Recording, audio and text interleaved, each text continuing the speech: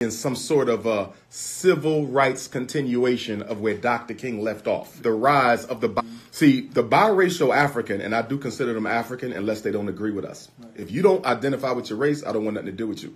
You understand? But other than that, for those who are biracial, they have no control over how they come into this world. And they're going to be treated as black, whether they like it or not. So as long as they're willing to identify with the rest of us, I see them no different as you and I. Okay. However, historically, that population within our group has always been used against us systematically.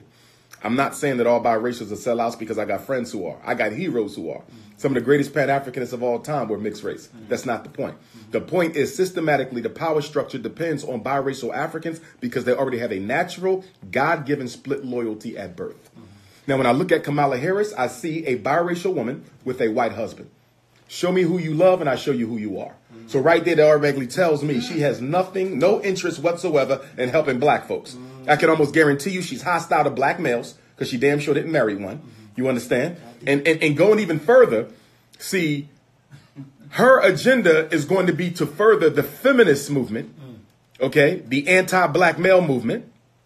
Okay, but with her being a so-called minority, it'll look like she's serving all the constituencies within the community, but she's only looking at the feminist constituency, you see. And so I would not support her presidency at all because there's nothing but white supremacy and blackface. One of the things that racism did in the 21st century, Y2K, it reinvented itself.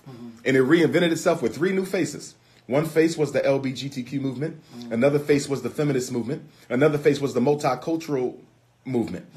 Okay, those would be the three: LBGT, multiculturalism, and feminism. Right. Those are the three new faces of racism. So you look at Kevin Hart. They snatched him from the Oscars, right? They found an old tweet from 10 years ago and used that to snatch him from the Oscars. But as Nick Cannon pointed out, there was other whites who made comments similar to Kevin Hart. They were not ostracized or labeled at all because it had nothing to do with homosexuality. Right. It was a weapon against the black male. You see what they did with Bill Cosby. 40 ugly old white women all wake up at the same time and say he harassed me 20, 30, 40 years ago. First of all, you're not going to wait to destroy the most successful, popular black man in entertainment at that time. Right. He was on top of the world. Yes. You wait till he's no longer on top of the world to come out with it? Y'all were set up to do that. Okay? The crime was destroying a successful black man. But the tactic was to make it look like he was the perpetrator, not the victim. So this is what they're going to be doing going on now. Now they're snatching all these black men out of prominence with what? Me Too. Yeah, right, you see? Right. Or you either offended women, you offended gays, you offended the multicultural thrust of American society, which is nothing but an illusion. You see? So that's going to be the new thing. Making the victim look like he caused the crime. That's the new racism. So Kamala Harris is going to be worse than Barack Obama. Worse! Because she's a female. You see, so whereas Barack Obama was a male, he clearly hoodwinked, bamboozled, and ignored black people's agenda. He took care of everybody but us. Can't nobody name one law Barack Obama put in place that primarily benefited blacks. But I can name you three that exclusively benefited gays. I can name you two that exclusively benefited immigrants. I can name you one that specifically targeted women. Why is that? Because... I mean, I heard you speak on these three components before, and that they're kind of to pull away from the black man. Yes. Now, where I agree with you, not that it matters, but where I agree with you is the fact that the black, I see it, I know it. I grew up with mostly black men, and I see how our society, or the society that governs us, is taking black men basically by the scrotum and snatch them down the best way that is possible. However, as a woman, there's a different struggle that we have as black women. And I don't believe that any black man can speak for my struggle, being raped before, being ostracized before, being pitted against black men, white women, black white men, and I think that the black struggle is in and of itself. But as a black woman, me speaking for the things that I go through, I don't think you can really do that. Nor do I want to. I think you should speak it. But you speak for those black women's issues under the larger umbrella of black people's issues. So black elders can speak to the issues. Black teens can speak to the issues. Black women can speak to the issues. The issue with the black feminist is, first of all, you're using a white woman's paradigm for your struggle. That's number one.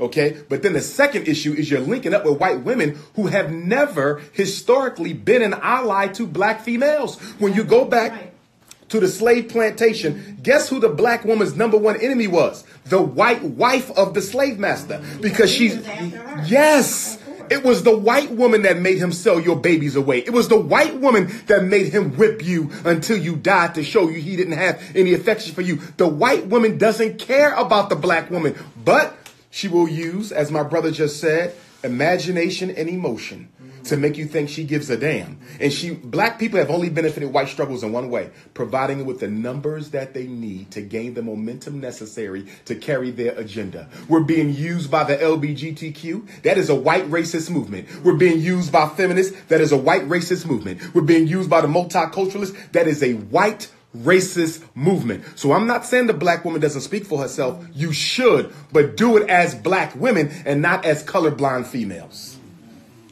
What are your thoughts on what's going on as it relates to Hollywood? And I'll give you one right now. R. Kelly. I didn't know if you wanted to talk about it. No, hit it. No, hit it. Listen, as someone who works in the schools, as a school psychologist, my doctorate is clinical psychology. I got into this field to help children. For me, there's no statute of limitations on child molestation or pedophilia. You understand? I don't care if you did it last week or 50 years ago, you should be held accountable for it. I want to say that out front. Yes. However, going back to the three new faces of racism, feminism, LGBTQism, and multiculturalism, okay, arts and entertainment or whatever channel put this on, they don't give a damn about black kids, black women, black men, black people. This was done for three reasons. Because first of all, most of the crimes he committed are old. They happened. So why wasn't this done back then? All of you in the video, why didn't y'all expose R. Kelly back then? You know why y'all didn't expose him? Because y'all thought y'all was going to get something out of this. The sickness of the R. Kelly show is the fact that everyone on the show was an accomplice to the crime. So my question to them would be, when they lock him up, because you love kids all of a sudden, but you didn't at that time, are you acceptable with being named as an accomplice and being sentenced to prison time yourself? Every parent, every woman, all of you are guilty. And my issue with the black feminists is they want to separate R. Kelly away from the system in which he existed. This was not a one-man operation. This was a system of people that preyed on children or allowed them to be preyed on and did nothing as long as they were getting what they expected out of the situation. That's not justice. The only reason why you exposing them now is because you didn't get what you wanted. If you would have became a big pop star, we wouldn't even be hearing about them kids who allegedly were molested. And the only reason why I'm saying allegedly, because everybody got a right to tell their story. And until I see both sides and see the evidence and see everything else, I can't say who's guilty, who's not. But the way this is being done, this is nothing more than a test run by white power to see if we can get the black community on our side. Either way the black community goes, we will benefit. Let me tell you what I'm talking about. Let's say the black community says R. Kelly needs to go to jail. He's a pedophile and we do not accept pedophilia. The white power structure says good. Black people are willing to let us destroy their own. So then, any black man we want to take down in America who is not guilty of R. Kelly's crimes, we'll just paint them as pedophiles because it's been so sensationalized in the media, and we could take out 24 more prominent black men who are not guilty because we got the black community to align themselves with the same criminal injustice system that's been destroying a community for hundreds of years. Now, let's say we go the other route and say, let's protect R. Kelly, okay? Because he's a hero and he's a successful black man and we ain't gonna let the white man get him. Then the white community says, great, we still got him. Because since they want to protect the pedophile, when the American Psychiatric Association normalizes pedophilia in the next 10 years, the black community can't say nothing because y'all said y'all wanted R. Kelly to be exempt. So if R. Kelly can be exempt as an alleged pedophile, so can all other pedophiles. Because there's a movement in this country by rich white males who want to normalize sex with children. So if the black community protects, allegedly, someone who committed pedophilia acts, then they automatically are supporting the movement for the normalization of pedophilia. So the question becomes, if we lose either way we go, how do we win? And you win by bringing justice to your own community, not going to white folks and asking the same people who committed more injustice against you than anybody in history to administer justice. You don't go to the rapist and say, can you try him for rape? You don't go to the thief and say, can you try him for stealing? You don't go to the abuser and say, can you try him for abusing? The white man is in no moral position to judge any black person for their crimes. We should be judging them ourselves. Man, I'm scared to ask you about the